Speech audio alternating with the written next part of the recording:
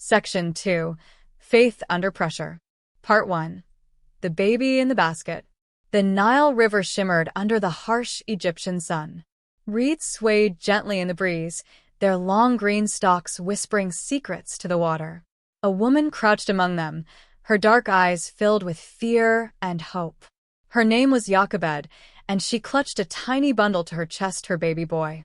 Pharaoh's decree had spread terror through the Israelite homes. Every Hebrew son must be thrown into the Nile.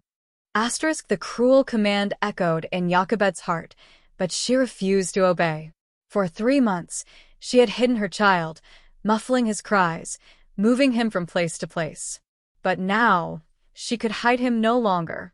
She looked down at the sleeping infant, his tiny fingers curled in trust.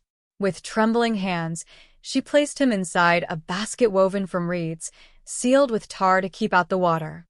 She kissed his forehead, her tears falling onto the woven strands. "Miriam," she whispered to her daughter, who stood nearby, eyes wide with fear. Follow the basket. Watch over him. Miriam nodded, her small hands gripping the reeds as she crouched low. The basket floated gently into the river, carried by the current toward the place where Pharaoh's daughter often bathed. The princess stepped into the water, her attendants surrounding her. Then a sound. A baby's cry. She turned, spotting the basket caught in the reeds. "Bring that to me," she commanded. An attendant waded in, lifting the basket. The princess peered inside. The baby's dark eyes met hers, and he whimpered. Her heart softened. "This is one of the Hebrew children," she murmured. Miriam, still hidden, saw her chance. She darted forward. Shall I find a Hebrew woman to nurse him for you? The princess looked at her, then back at the baby. Yes. Go. And so, by God's strange and wonderful plan, Jochebed was paid to nurse her own son until the day he was taken to Pharaoh's palace to be raised as an Egyptian prince. They named him Moses, drawn from the water. Part 2. The Burning Bush. 40 years later, Moses was no longer a prince. He had fled Egypt after defending a Hebrew slave, striking down an Egyptian taskmaster. Now, he was a shepherd in the wilderness of Midian, far from the glittering palaces and the suffering of his people.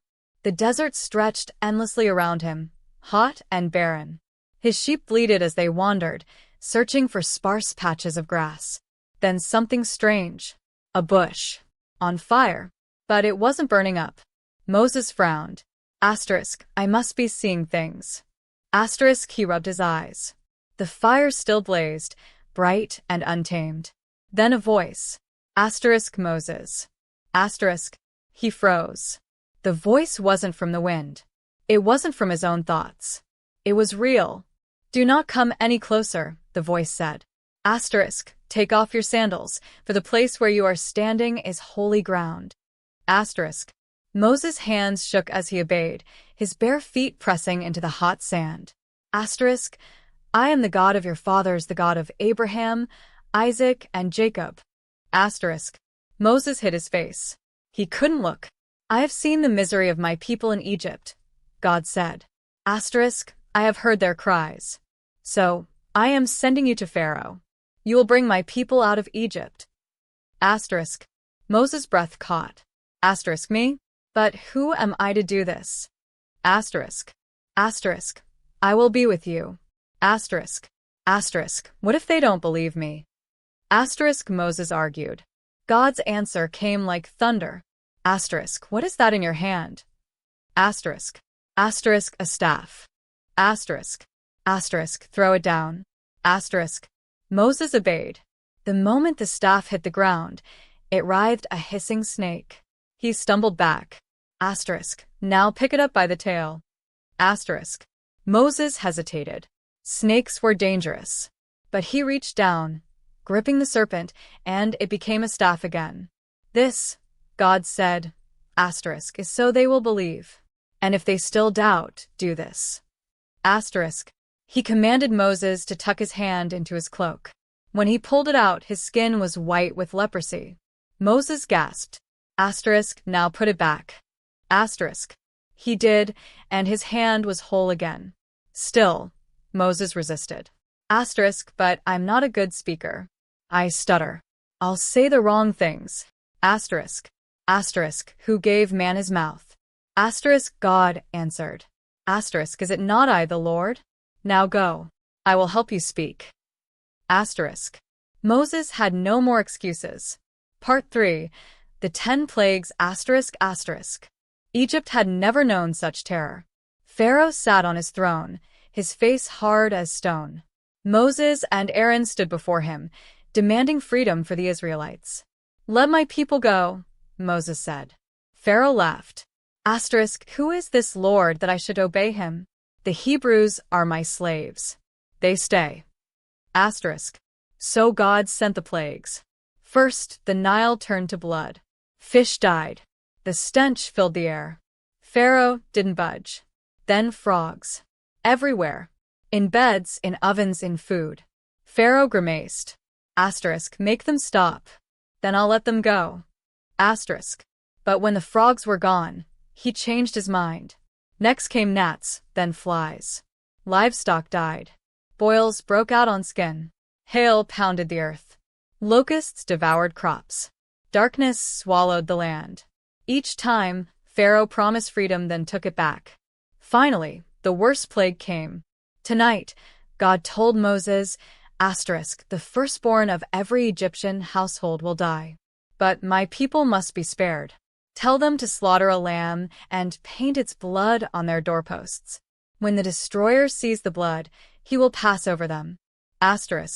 The Israelites obeyed. That night, wails rose from Egyptian homes. Even Pharaoh's own son was dead. At last, the king's voice trembled. Go. Take your people and leave. Part 4. The Red Sea Miracle Freedom. The Israelites marched quickly, their sandals kicking up dust. But behind them thunder. Pharaoh's chariots. Someone screamed.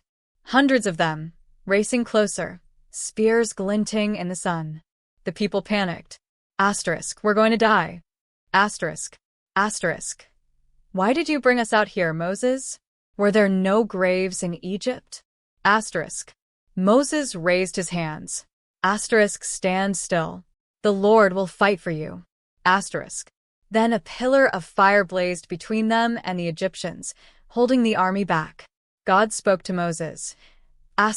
Lift your staff over the sea. Moses obeyed. A mighty wind howled, tearing through the night. The waters of the Red Sea trembled then split. Walls of water rose on either side, a path of dry ground stretching through the middle. Go. Moses commanded. The people rushed forward, their feet pounding the seabed. Behind them, Pharaoh's army charged into the corridor. Then crash. Moses lifted his staff again. The sea collapsed, swallowing chariots, horses, men. Silence. Then singing.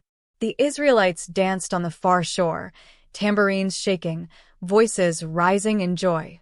Miriam led them. Sing to the Lord, for he is highly exalted.